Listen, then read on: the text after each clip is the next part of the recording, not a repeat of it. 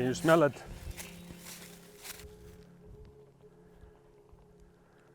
The lions are same color as the grass. You will not see them there until you step on them.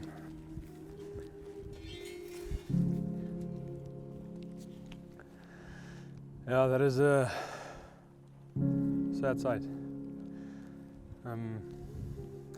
The thing has been cut open because we went after the ballistics, the bullet points and stuff. And all the loose branches you can see around was on it, and this as well. You see there's still evidence there. They pack it with grass, and then all the loose branches. Like if you're not, like my anti-poaching guys found it because they were on the track of the poachers. And if you for instance patrol 50 meters that way, you will never see it. That's how good they disguise it. Well, to give you maybe what I got from the crime scene investigation is that the animal was asleep in the heat of the day underneath this trees, and the poachers came from the south. I guess they were on his tracks and maybe saw him and then decided to go around and use these branches, you know, as a barrier between the rhino and them. And so I think the first shot was fired from there while it was still, you know, in the shade of these two trees, because we found the one bullet there. And then you could have, well, it's disturbed now, but the animal got up and struggled. You can see a lot of blood being thrown where it was, and you can see the struggle he had here. A lot of dried blood.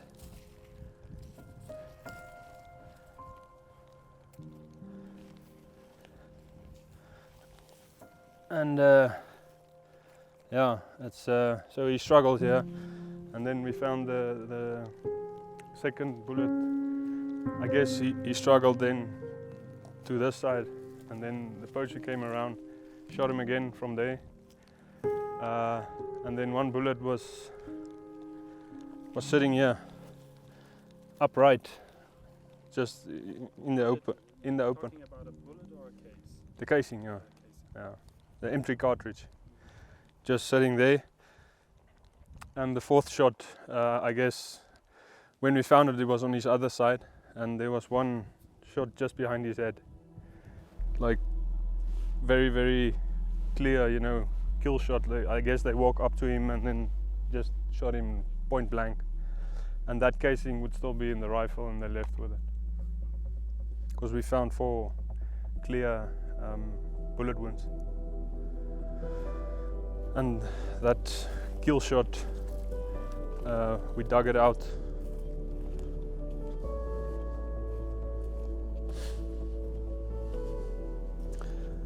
That's why the head has been cut off and you know, damaged. It's the entry was like from the back. He was on his side, so they shot it from the back all the way down and hit the brain. So if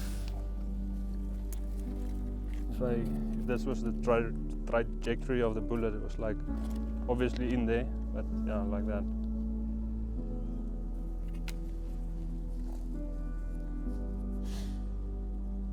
Yeah, as if being dead is not enough, we had to cut it open and cut the ear off, and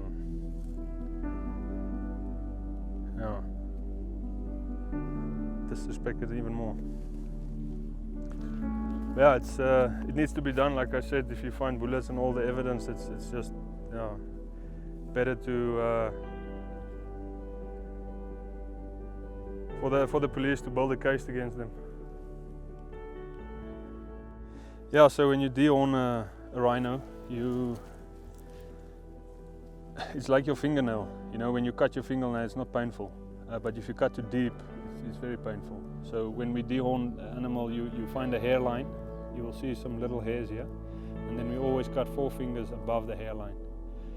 When you don't want to cut this, then it's painful for the animal. So we try and cut above the horn plate.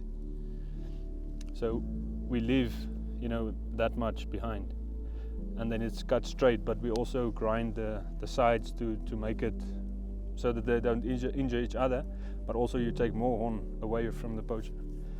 But like your fingernail, it grows back. And he was dehorned in 2018, July, and yeah, that's 2 years ago. So they say it grows back about 4 centimeters a year. So the poachers had another 8 centimeters and a little bit more. I actually saw him the last full moon. I was in one of the water points in my hide, and he came in with the sun still up. Now I'm thinking he came to say goodbye, but he came in, he drank, and he moved off again. And like I said, the poachers, they're very professional. I mean, other poachers will take the whole nose with, but that's heavy to carry. These guys, with a very, very sharp unknown object, knife, axe, whatever, they quickly take only what's needed. They took only what's needed. So yeah, and then the same with the second horn. And you can see this guy, there was a third horn. In some black rhinos in Etosha, you find a lot of guys, you know, growing a third horn. So every rhino gets when it started, it gets a notch in the ear to identify it, and that's number 10. And if it's like a half moon, it's male. The females you notch with like a triangle, and this half moon is male, and now it's number 10. Yeah, it was Leon.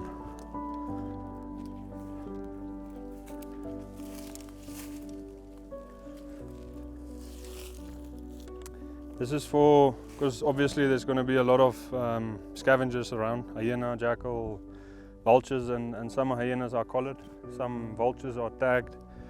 And that is again information that we can send through to through MET, and they will have some more, you know, knowledge on certain, because when we tag the vulture, you know the location and stuff. I've seen some vultures being tagged in Botswana flying around here, and they have found Namibian vultures, you know, in Central Africa up there. So it's just a way to track their travels and yeah, and it will give me an understanding of this area, the amount of hyenas around, and yeah, if there's tagged vultures, it's just a bonus. Yeah, so. And they won't come if I sit here, so the camera's my eyes now. And yeah, it's the settings is like for every movement there's a photo, and then I gave it a 20-second because it's going to be a lot of action around. I gave it a 20-second delay, and then again photo. So he's going to be busy when the vultures are finally decided to have a meal. Last time I saw him, all those memories coming back, and then it's time for me to go. So otherwise, it's all that emotions is going to come out. Yeah, the fight against the poachers is it's so frustrating. I mean, you spend so many time. I mean, it's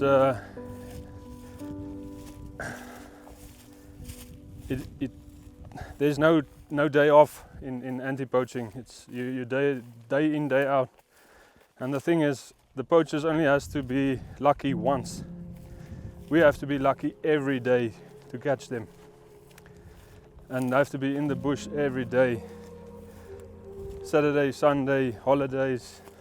There's no end. And I mean, you're fighting so hard and so relentless.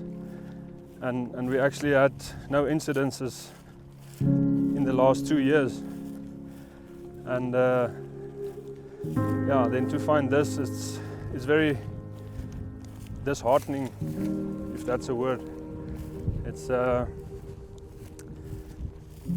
yeah, but yeah, there's how I see it is, you know, it's painful, but there's some other rhino depending on us to not give up, to just carry on and keep on with the fight, even though it sometimes gets very hard to find the energy and the motivation to carry on.